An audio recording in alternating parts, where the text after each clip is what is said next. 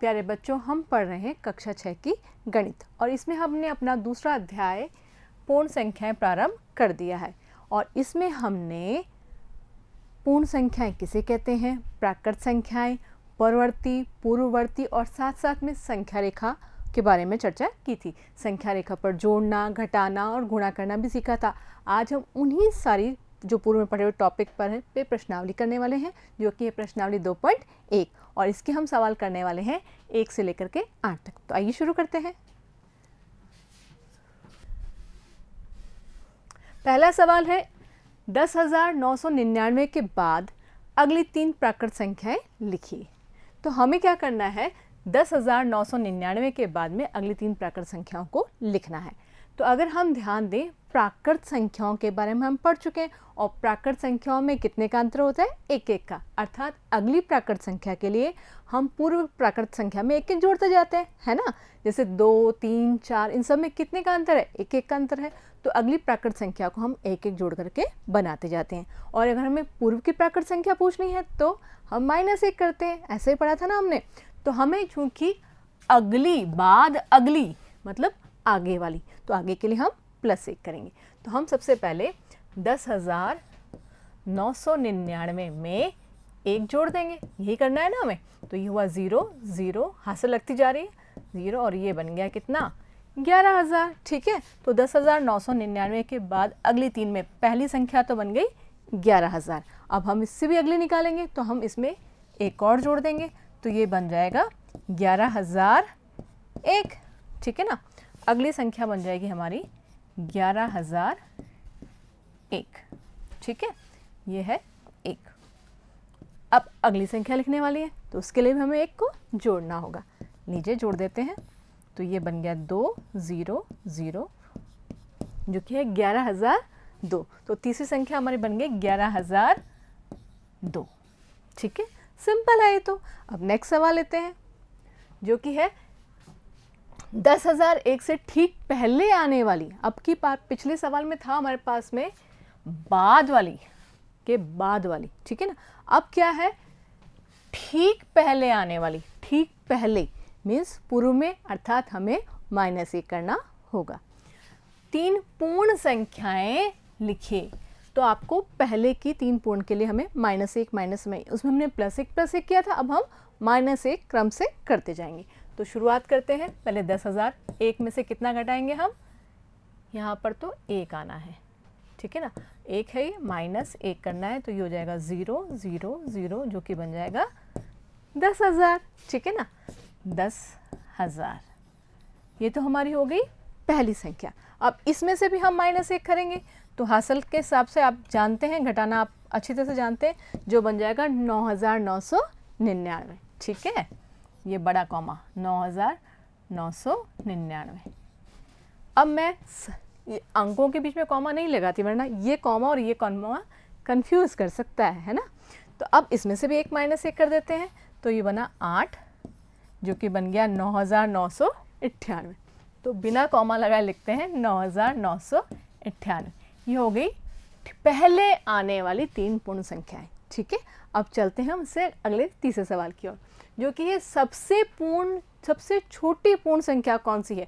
तो चूंकि हमारे पाठ ही पूर्ण संख्या है और हम जानते हैं पूर्ण संख्याओं को हमने W से दिखाया था और इनकी शुरुआत हुई थी 0 1 2 3, याद है ना आपको, और ये आगे तक चलती रहती है। ठीक है ना, अब इसमें पूछ रहा है सबसे छोटी। तो सबसे छोटी तो जो बाएं हाथ की तरफ सबसे छोटा हमने बात की थी ना, बाएं हाथ की तरफ सबसे छोटी संख्या होती है इसमें। ठीक है, तो सबसे छोटी हमारी संख्या कौन सी होगी, पूर्ण संख्या 0, और इसी से शुरुआत करते हैं हम। ठीक है ना, अब चलते हैं चौथे सवाल की ओर, जो कि है 32 और 53 के बीच में कितनी पूर्ण संख्याएं हैं। आपको गिनती आती है 32 और 53।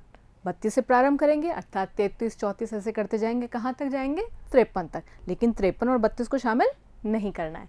ठीक है, तो हम 32 को शामिल नहीं करें तो यहाँ से ले रहे हैं 33 34 35 36 37 38 39 और 40।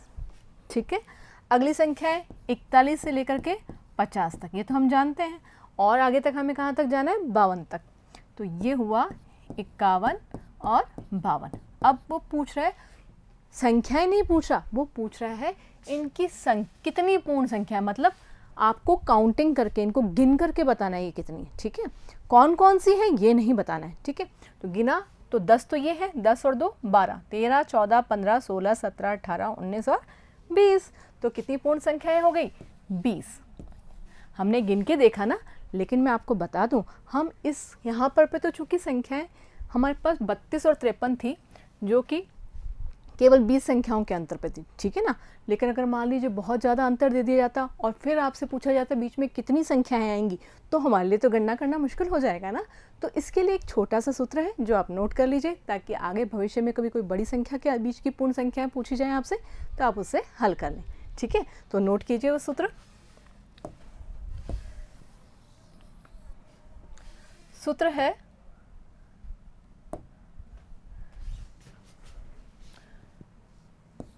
बीच की संख्याएं, बीच की संख्याएं, जब भी आपसे बीच की संख्याएं पूछा जाए, ठीक है, तो आपको हमेशा क्या करना होगा?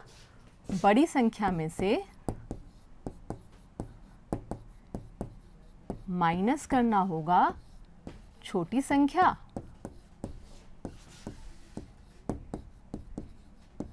प्लस 1, ठीक है। बड़ी संख्या माइनस कोष्टक के अंदर छोटी संख्या प्लस 1। थोड़ा सा इसी सवाल को इसी सूत्र से हल करके समझ लेते हैं। तो हमें बीच की संख्या निकालनी है। बड़ी संख्या हमारी इनमें से कौन है? 53।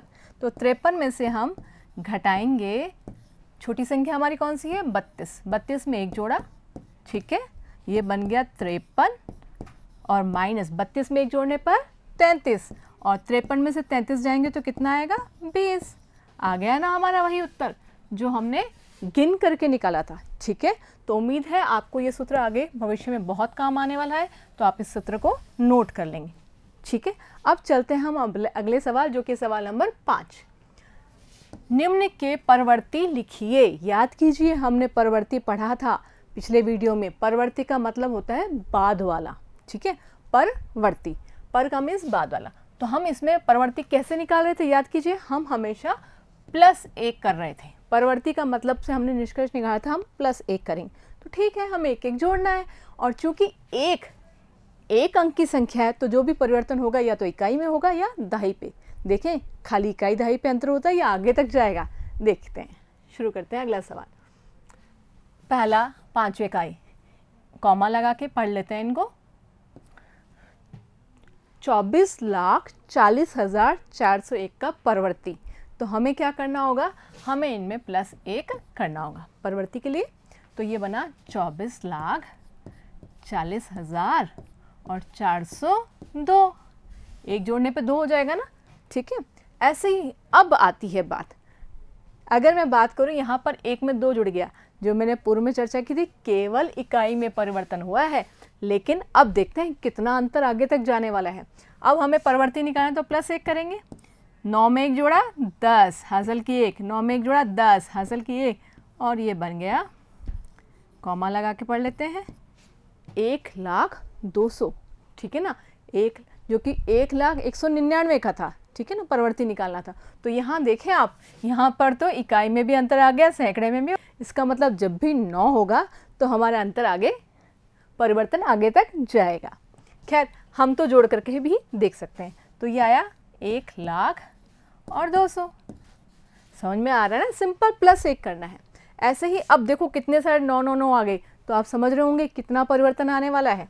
ये क्या? +1, 9 में एक जोड़ा 10 हासिल की 1, 9 में एक जोड़ा 10 हासिल की 1, 9 में एक जोड़ा 10, 9 में एक जोड़ा 10, 9 में एक जोड़ा 10 और हासिल की।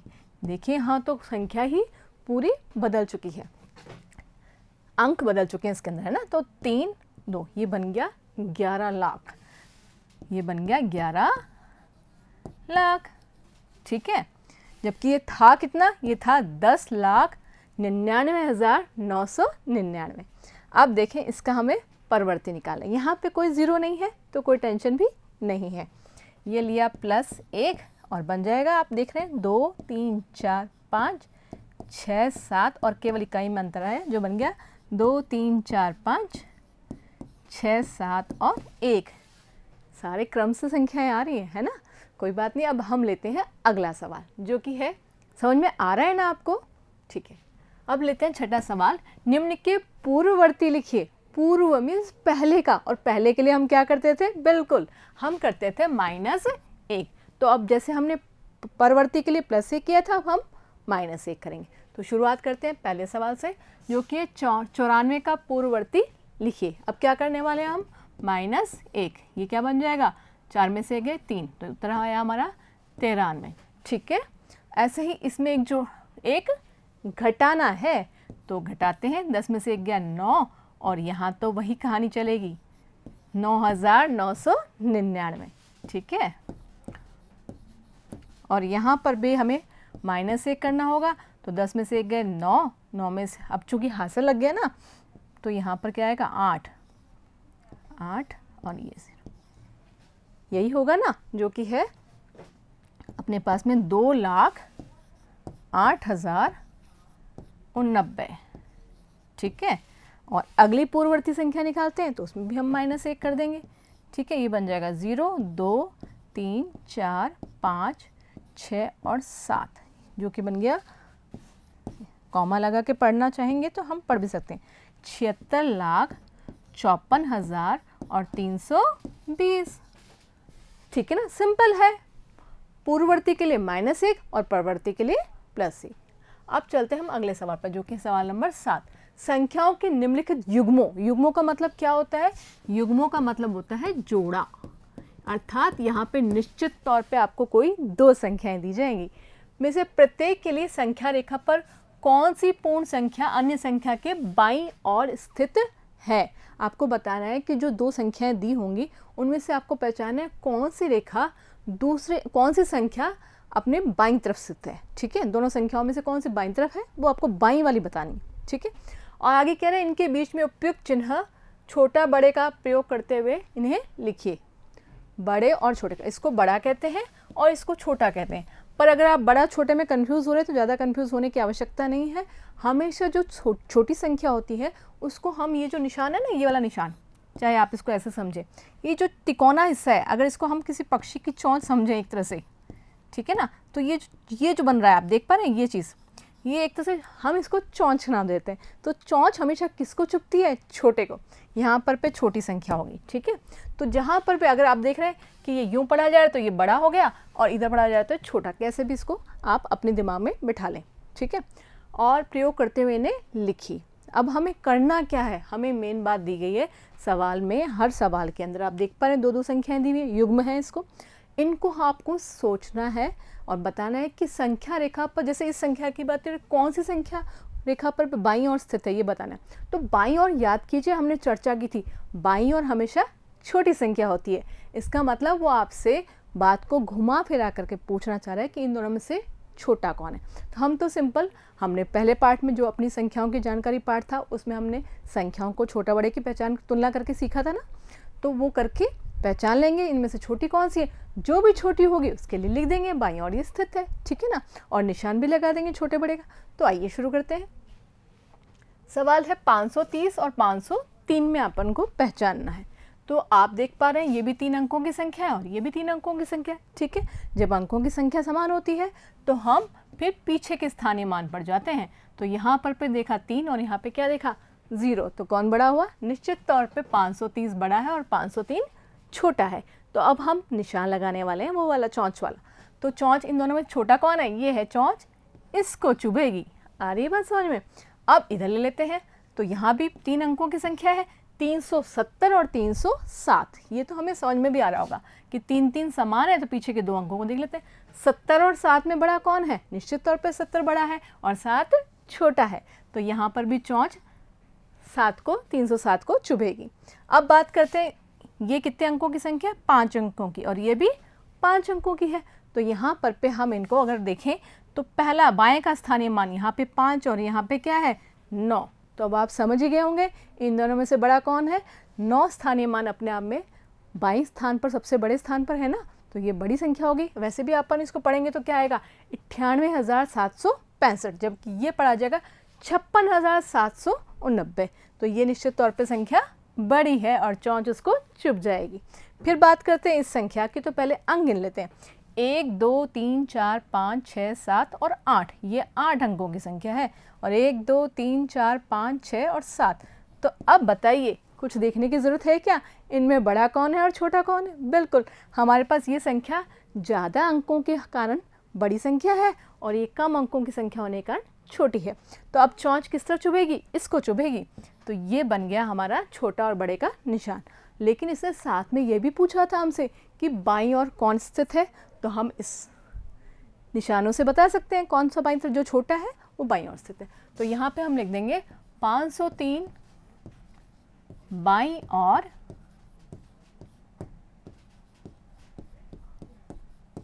स्थित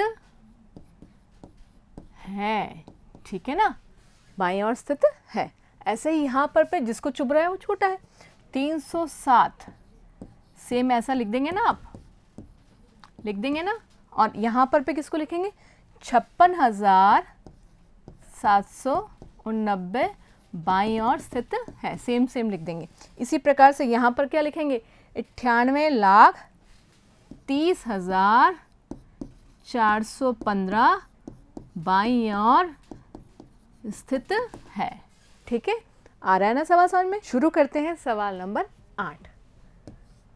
निम्नलिखित कथनों में से कौन से कथन सत्य हैं और कौन से कथन असत्य हैं? हमें पहचानना है सत्य और असत्य को, ठीक है।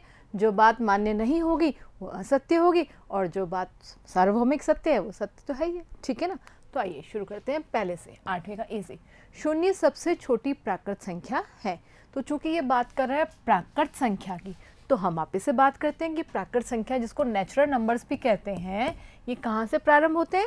1 से। 1 2 3 4 5 और ये आगे तक चलते रहते हैं, याद है ना हमें। तो अब ये कह रहा है कि सबसे छोटी प्राकृत संख्या, तो सबसे छोटी प्राकृत संख्या यहाँ पे कौन है? 1, और ये किसका जिक्र कर रहा है? शून्य का। तो शून्य तो नहीं है ना, शून्य सबसे छोटी प्राकृत संख्या नहीं है, और वैसे भी हम जानते हैं प्राकृत संख्या में तो शून्य होता ही नहीं होता है ना। तो ये बात क्या है? असत्य है। तो लिख देते हैं असत्य। दूसरा बिंदु है जो कि बी, 400 संख्या 399 का पूर्ववर्ती है। पूर्ववर्ती के लिए हमने यूज़ किया था, अगर आपको याद हो तो, हम -1 करते थे, जो कि पहले आने के लिए होता है।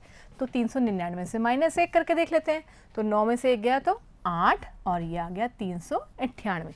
तो क्या 398 की जिक्र कर रहा है? नहीं, ये तो 400 की बात कर रहा है। तो 400 तो इसका पूर्ववर्ती नहीं है, अर्थात असत्य है ये। और अगर हम अपने जानकारी के लिए एक्स्ट्रा बात करें, तो हमें ये तो पता है कि 399 में 1 जोड़ने पर 400 आता है, अर्थात ये इसका परवर्ती है, पूर्ववर्ती नहीं है। अब लेते हैं सी, शून्य सबसे छोटी पूर्ण संख्या है। तो पूर्ण संख्या की बात भी कर लेते हैं, वापस से रिवाइज कर लेते हैं। तो पूर्ण संख्या के लिए हमने निशान कहाँ में लिया था? W, और W को शुरुआत की थी हमने 0 1 2 3 4, और ये भी अनंत तक चलता है, ऐसी बात हुई थी ना। और अब ये कह रहा है सबसे छोटी पूर्ण संख्या, तो सबसे छोटी पूर्ण संख्या कौन है? शून्य, और वो इसी का जिक्र कर रहा है, अर्थात ये बात सत्य है, शून्य सबसे छोटी पूर्ण संख्या है। अब लेते हैं हम बिंदु डी, 600 संख्या 599 का परवर्ती है। पूर्ववर्ती के लिए तो हमने -1 किया था, और परवर्ती के लिए हम +1 करते हैं। तो +1 करके देख लेते हैं। 9 में 1 जोड़ा 10, हासिल लग गई 10, और ये बन गया 600। तो वास्तव में 600 ही है इसका परवर्ती, और 600 का ही ये जिक्र कर रहा है, तो ये बात सत्य है। ई बिंदु, सभी प्राकृत संख्याएं पूर्ण संख्याएं हैं। सभी प्राकृत संख्याएं पूर्ण संख्या हैं। मैंने इस लाइन को दोबारा क्यों पढ़ा? क्योंकि इस तरह के सवाल एक और आने वाला है। देखें आप, सभी पूर्ण संख्याएं प्राकृत संख्याएं। अब आपको समझ में आ रहा होगा कि मैंने इस लाइन को 2 बार क्यों पढ़ा। क्योंकि कभी कभी जब इस तरह से तुलना करवाता है ना, तो कौन सा शब्द पहले लिखा है और कौन सा बाद लिखा है, उससे उत्तर ही बदल जाता है। ध्यान दें मैं क्या कहना चाह रही हूँ। सभी संख्याएं हैं, समान लिखा है। अब देखें आप, प्राकृत संख्या पहले लिखा है और पूर्ण संख्या बाद में लिखा है, जबकि यहाँ पे पूर्ण संख्या पहले लिखा है और प्राकृत संख्या बाद में लिखा है। आप देख रहे हैं सिर्फ संख्याओं के नाम आगे पीछे लिखने से नया सवाल बन गया। अब इसमें से हो सकता है दोनों सत्य हो, या हो सकता है दोनों गलत हो, या एक सही हो और एक असत्य हो। तो देखते हैं कौन सा सत्य है और कौन सा असत्य है। सभी प्राकृत संख्याएं पूर्ण संख्याएं हैं।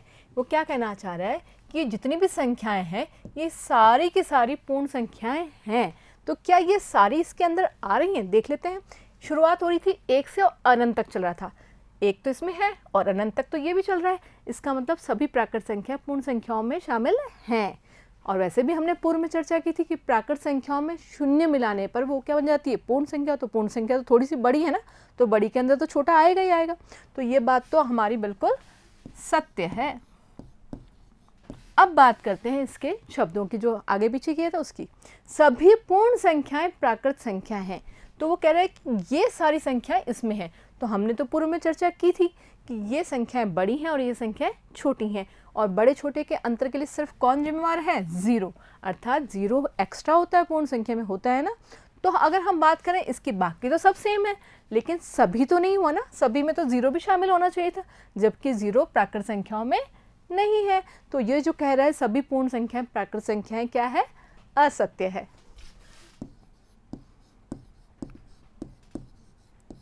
अब लेते हैं हम अगला सवाल, जो कि है जी। 2 अंकों की पूर्ण संख्या का पूर्ववर्ती 1 अंक की संख्या कभी नहीं हो सकती है। जब भी आपके पास लंबा चौड़ा इस तरह का वाक्य आता है तो बेशक आप इसका दोहरान कर लें और फिर शब्दों को गहराई से समझते हुए उनको गणितीय रूपांतरण कर दें, जैसे मैं करने वाली हूँ। 2 अंकों की पूर्ण संख्या। तो 2 अंकों की पूर्ण संख्या अगर हम बात करते हैं तो शुरू होती है 10 से और कहाँ तक चलती है? 99 तक। यही होती है ना पूर्ण संख्या। और 2 अंकों की का पूर्ववर्ती, ठीक है। अब देखिए मैंने एक एक शब्द को पकड़ा है। पूर्ववर्ती किससे बनाते हैं हम? पहले वाला, अर्थात -1। तो -1 कर लेते हैं हम, बजाय कि सब संख्याओं में करने के हम सबसे छोटे वाले को और सबसे बड़े वाले में बात कर लेंगे। वो बात अगर वो कोई किसी एक ने भी मानने से मना कर दिया तो हम उसको कह देंगे असत्य, और अगर दोनों ने मान लिया तो सत्य हो जाएगा, ठीक है ना। तो यहाँ पर पे 1 अंक की संख्या कभी नहीं हो सकती। पहले तो हम पूर्ववर्ती निकाल के देखते हैं। तो मैंने क्या किया, इसमें से भी -1 कर दिया, -1, ठीक है, और इसमें से भी -1 कर दिया। तो इसमें से कम किया तो क्या हो गया? 98, और इसमें से कम किया तो 9। अब आगे पढ़ते हैं वो कहना क्या चाह रहा है। 1 अंक की संख्या कभी नहीं हो सकती। तो अगर ध्यान दें आप, यहाँ पर पे हमारे पास पूर्ववर्ती 1 अंक की संख्या ही आ रही है, तो इसने तो मानने से मना कर दिया ना। तो क्या ये बात सब पे लागू हो सकती है? नहीं हो सकती, क्योंकि ये कर कभी नहीं हो सकती। तो कभी नहीं में तो एक बार तो हो गया ना।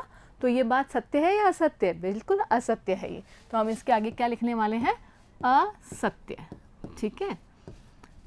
ये ध्यान दीजिएगा, जब भी इस तरह की बात करता है तो आप सबसे छोटी संख्या लिख लें और सबसे बड़ी लिख लें, और जो कहता है पूर्ववर्ती तो पूर्ववर्ती निकाल लें, और अगर परवर्ती करता है तो परवर्ती निकाल लें, और फिर दोनों संख्याओं को देख लो, क्योंकि अगर जहाँ भी कोई विरोधाभास होगा तो या तो छोटी संख्या कर जाएगी या बड़ी कर जाएगी, ठीक है। तो आप केवल इन दोनों संख्याओं को लेकर के बात कर सकते हैं। अब है h, एक सबसे छोटी पूर्ण संख्या है।